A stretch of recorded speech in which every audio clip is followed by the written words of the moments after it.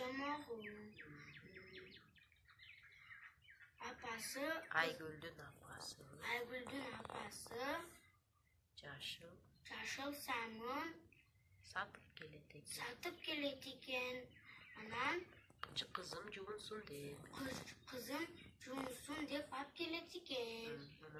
Анан эки жолу колун жуйт экен. Анан Жубай коет экен, а? Жубай коет экен кызы. Колун жуу десе барып эме кылат экен? Колун жуу десе барып колун сууга тийгизип эле алат экен. Анан бир күнү Жашыл самын көбүктөрү чыгып ыйлап жатканын көрүп калды. Угуп калат экен, Айгүл. Анан душка барса, ошо жашыл самындын алдына барса, сага эмне болду дедиле. Анан мага сен мени менен жуунбай койдуң, колуңу жуубай койдуң деп тарынып калыптыр. Анан ошодон бери колун жашыл самын менен жуйт экен Айгүл.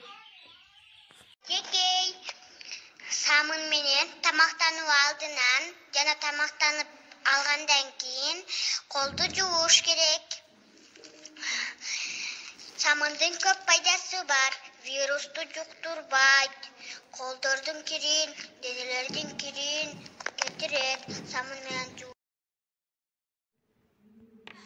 Bir günü Aygül'dün apası жашыл самын сатып алып бердир.